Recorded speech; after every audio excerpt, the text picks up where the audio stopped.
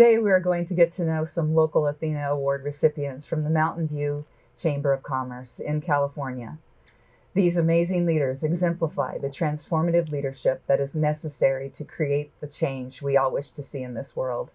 Thank you for joining us today. This is really amazing to have you here with us, and I just want to have a conversation about some of the things that that you have found important in your lives. And I just want to introduce you first, Margaret Abe-Koga, 2010 local Athena Award recipient from Mountain View Chamber of Commerce and former Mountain View city mayor, two-time city mayor. Thank you for being with us today. Thank you for having me. And then we also have with us Maria Marroquin. Marroquin. Close enough. Okay, thank you. A 2016 local Athena Award recipient and executive director of the nonprofit Day Workers Center. I can't wait to hear more about that. And then we also have Sara Jorgensen, 2010 Young ATHENA Award recipient and design manager at Herald Design and Build, right? Oh, thank you so much for being here today. Thank you. Let's have a conversation. First of all, how about, Sara, you start us off with what was your favorite thing to pretend to be when you were growing up? Well, it's going to be a little surprising. So I'm an interior designer, but ever since I can remember, I used to reorganize my bedroom. I used to move my furniture around. I used to think about what color would look better in my room. And I just love to play designer. And then, so it's really funny that that's what I ended up being. And I love it. I absolutely love it. So I don't know. I remember many ways that I would move my bed around and it would feel different. And I'm like, oh, it's great. I know, you kind of shift that energy. Absolutely. And I love that you're following your passion in your life. So many of us, I think, struggle with finding that passion. How are you able to stay in that vein? I think, and it's funny because now that I'm a mother, I see my children doing similar things. And, you know, they start out young and they do something and they just grow more and more into it. And so I think about myself and how I still do the same thing, just more mature at a way of doing it. And I think that just listening, listening to yourself and like following that gut instinct of this is what I want to do. And more importantly, this is what makes me happy. Like, and there's a lot of people that don't listen to that gut of feeling that it's right and just like embracing it. And so I'm trying to just enjoy it. Yeah, they become a people pleaser, right? And listen to what their parents might say that they should do, as opposed to following their own innate intuition on what drives them and they're passionate about. Margaret, would you like to answer that question too? Sure. So it's funny. I when I think about pretend play, I'm an only child, so my pretending was having a lot of friends. And then I think about, it was like, having a lot of friends and then coming up with adventures and saying, okay, let's all go do this or do that. So it was trying to, frankly, fill my life with more people, being an only child. And my parents, worked a lot. So I was home a lot by myself. But it's interesting now that I think of it, because that's what I do. Is my life is filled with people all the time, and I really definitely enjoy and appreciate that. Building relationships, yes, right? Yes. And you're constantly out there creating new ones, as the mayor or in other jobs that you've had. That's fantastic. Maria, would you like to answer that one too? Sure. Yeah, I can relate with Margaret because I'm the oldest of my siblings, and it's like 8 and 6 years apart. So I wasn't able to play a lot. And but it's interesting. So how still I'm now, maybe because that I'm very playful. And I can't, I like that. And I remember I have that memories that in that time. Now, in retrospective, I wish I was able to play more, but because I didn't, so now I play. Yeah. I like it. Yeah, I think we forget about taking care of ourselves and playing more. And so herein lies, I think, my next question for you all is, what do you do when you're having a rough day to kind of shift your energy, or you're having a challenging day? What do you do for self-care or to re-energize yourself? I think first I always start with a deep breath. And like, just remember, it's just one day in the scheme of life, right? And it's going to get better. And then I go, now, is this a bubble bath kind of day? Or is it a coffee kind of day? Is it extra coffee? Or a glass of wine. Yep, or that too, or a Mai Tai. I mean, a Mai Tai is where I would go. But then I have a song that I play. And it's the silliest song in the world. But every single time, it like invigorates me. It's a kind of embarrassing. It's from the Trolls soundtrack, like literally, and it's called "Get Back Up Again." Oh, that's a good And song. it's just like this song, and you listen, and it just like, yeah, what am I going to do? I'm going to get back up again, and I'm just going to like do it, you know, and like, it's just one day, and then another deep breath. Yeah. It always helps. I agree. Music is, I love music. I'm not a singer or anything in any way, but I just love music. And so that's what I do, is just put on a song. This morning coming in, I was listening to Beyonce. Yeah, and that just really picks me up and gets me through the day. So. Well, in my case, I'm kind of think why it was hard today, and I really trying to analyze a good lesson, and just to see what I learned from that time. And I'm very grateful with that, because it's the only way, or the best way, that I can grow. And I like the tough experiences. Yeah.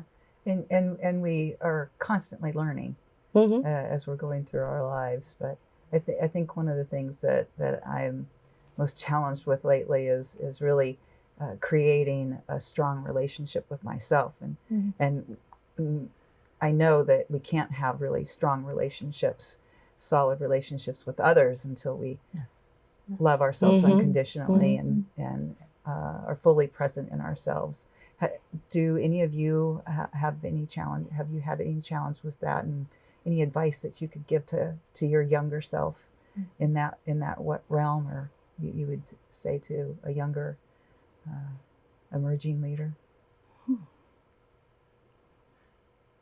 I think follow your gut. I mean, that's still really what it comes down to, whether it's a good feeling or a bad feeling. Just like, you know who you are. You just sometimes are too shy to acknowledge it. But if you just like sit with it, you know what you should do, good or bad, you know. Yeah, be yourself, definitely, and love you and respect you, and you are perfect. Just to feel this is the way that I am, and I'm perfect.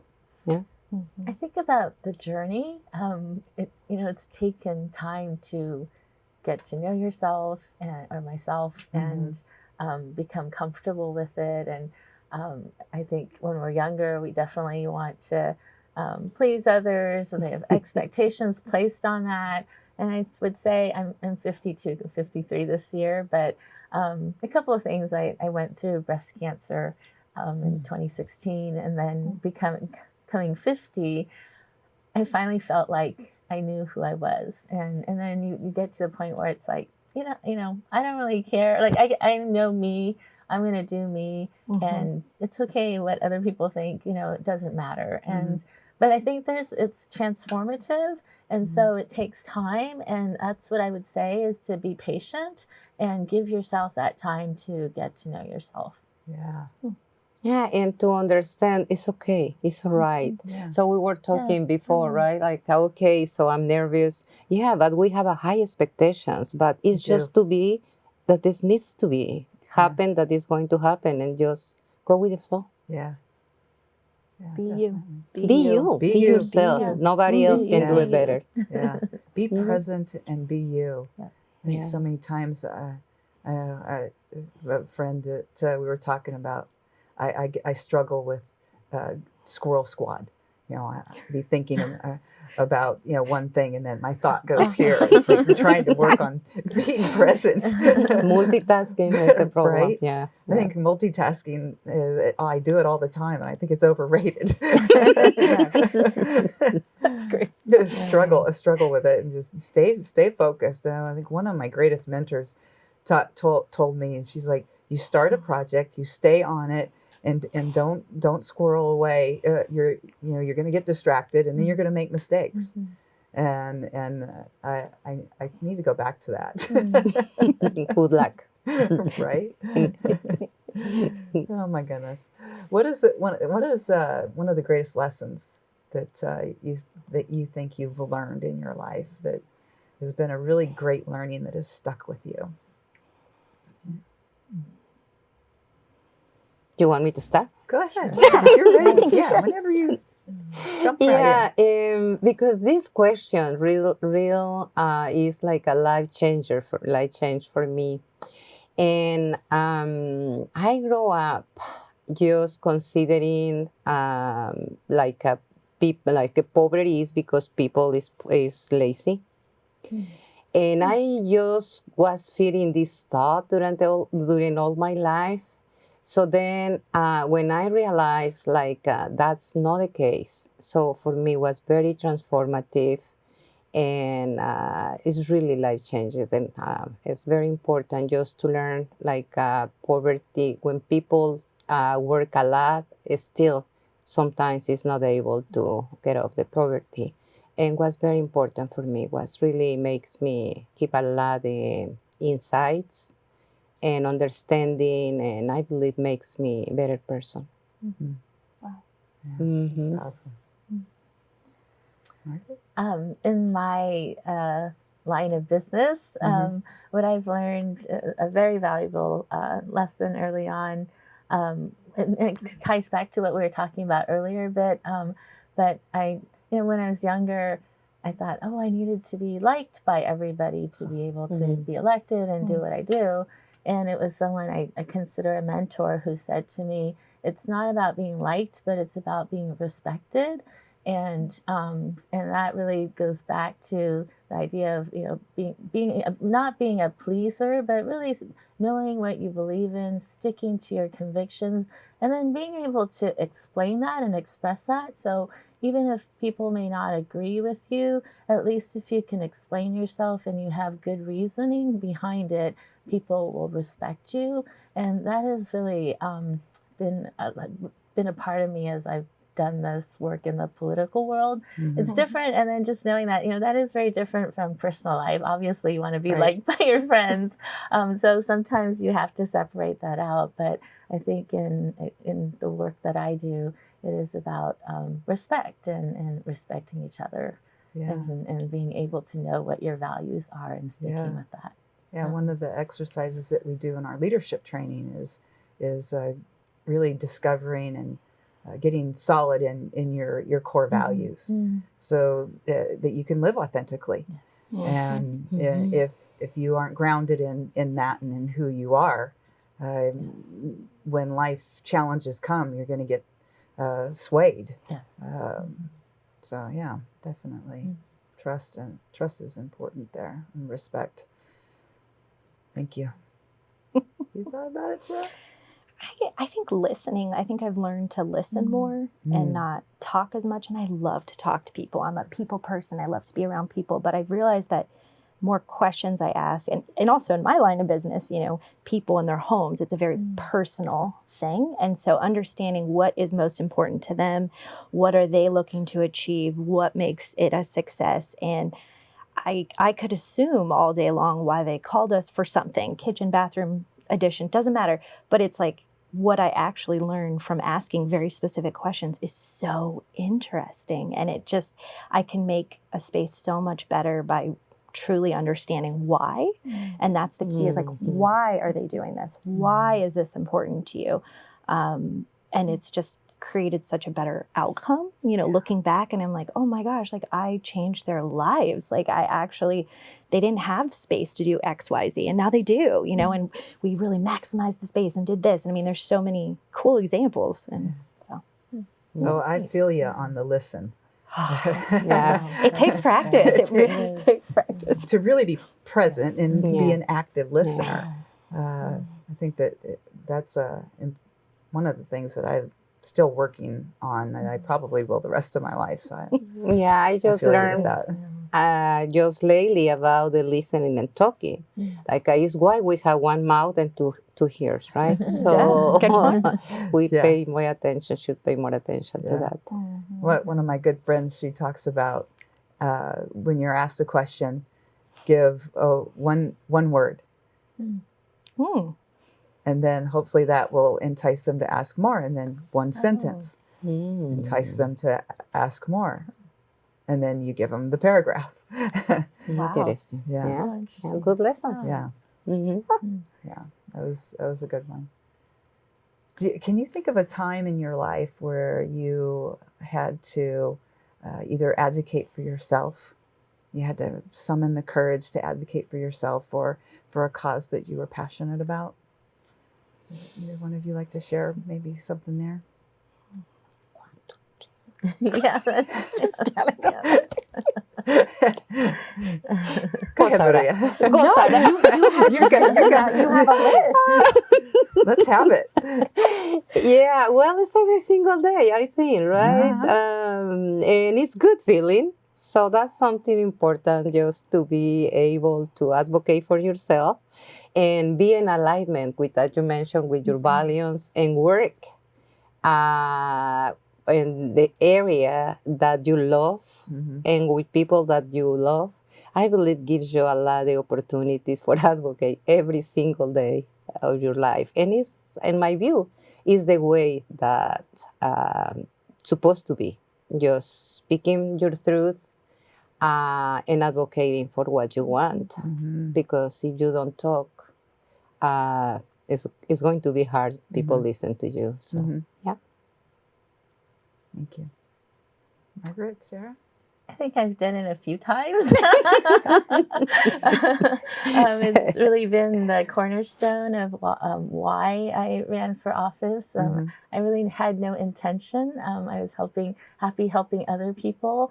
And then it was actually when I had my first daughter that it became about not just me, but her and her future. And that gave me the confidence to run for office. But I think of myself, it's not about me. It's about who I represent, the communities that I come from, being an Asian Pacific American female, especially in these times with the recent wave of anti-Asian sentiment. And I was very excited because back a year or two ago, you saw a lot of rallies. We had one here in Mountain View, and it was really the first time our community, I think, spoke out as strongly as we did. And I think that's important for me. I do what I do because my parents didn't speak English when growing up, and I was their translator. They didn't really have a voice in this society. And so I feel really strongly that everybody should have a voice. And so that's what I try to advocate for is that voice for everyone.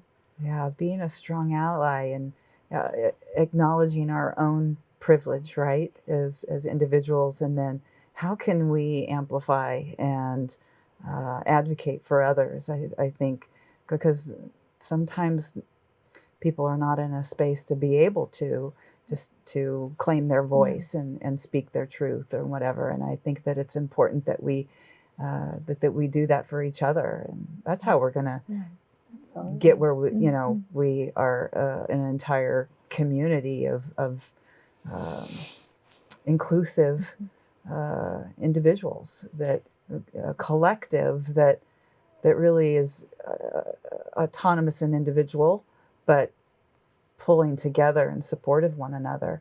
I think I've seen a little bit more of that through this pandemic. I think has been big time. Yeah.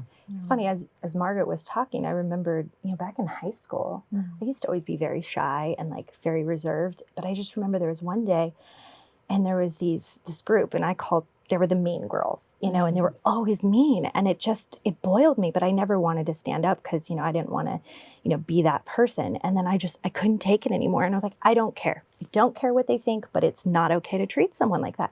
And I just remember it was such a pivotal time. It's so funny. It just came to me. But it was just the first time I ever had my voice that I actually said, no, don't be mean. Why are you being mean? And they were just like, oh my God, why is she talking? And I was like, and I didn't know what I was going to say next. I was like, I don't know.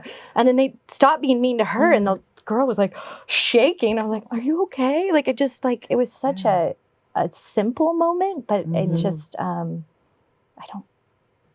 felt good. Yeah. Really good. Yeah. Like, it's not okay. Don't be No. mean. Just be kind. I just heard the term just last week during MLK Day, filling the gap, and that's about being able to stand up and you know, when you see something happening and it's not right, to say something. And, it takes a lot of courage. It does. Courage to do that. Yeah. It does, and I think one of my biggest errors growing up and through my life is when I have remained silent. And when you remain silent, it's just as much as saying that you stand with that, as opposed to giving voice to what is right. Yeah, silence is complexity. Yes, for sure. Yeah. So, have you found? One of our principles is celebrate, right? And a lot of times I find that we as women we don't toot our own horn and celebrate, right? Have you been able to find ways to celebrate the small wins, as well as or tragedy in your life, and through the course of the pandemic or your life in general? I think the pandemic just taught you to celebrate even the little things. Like, I made it through homeschool today with both my children and working full time. Woo! You know, like celebrate. And then just like your team, like learning to acknowledge little things and big things and just have fun. Like, life is too serious. Like, have fun, celebrate, party. For sure. Why not? Yeah, definitely. COVID has been a very good teacher and a strong teacher, and our behavior definitely. We just talk when we came here. So how different is now when we meet, when we talk by person, right? It's just little things like that. So when you are able to be at home and working from home, and before we didn't appreciate that. So definitely, and just to find out every single day and every single moment reasons to be grateful. I believe gratitude is something that we need to use more often. Oh, I shouldn't say you. I need to use more often. Gratitude. Gratitude. Oh, I'm trying to do that every day. Yeah. I hear you on that one. Yeah, it's very important. It is very important to live in a space of gratitude and appreciation. Yeah, for sure. Margaret? I would say with the pandemic, it gave us new tools. So, of course, Zoom, and Zoom was a way of celebrating. So again, I turned 50 in 2020, you know, was planning a big party, and then COVID hit. And unbeknownst to me, my friends had organized a Zoom party for me, and they did a video with different messages from friends from all over the world. And so it was a great celebration. And I think that is recording, you know, past memories, having some kind of historic record. I've been, maybe it's also just my age too, but more intentional about that. And now we have the tools to do that. But being able to communicate, right, and you know, anywhere in the world, and just making note of those special events, whether they're birthdays or any celebration, and making sure that we do something to celebrate that, I think is what I've through COVID became more aware of. And having the connection with each other, I think, has been so important. Yeah. Speaking of that, just thank you so much for coming in and having the conversation with me today. I'm really grateful for that, and getting to know Thank each of you, and hope to see you as I continue to travel around. I'll come back and celebrate with you here, hopefully with the awards when you have it here in Mountain View. I want to thank you and thank the Mountain View Chamber for making this possible, and KMVT 15 for hosting us today with this panel. And thank you so much for being here. Really appreciate it. Thank you, Tracy. Thank you. Thank you, Margaret. Thank you so much, Sara. Thank you.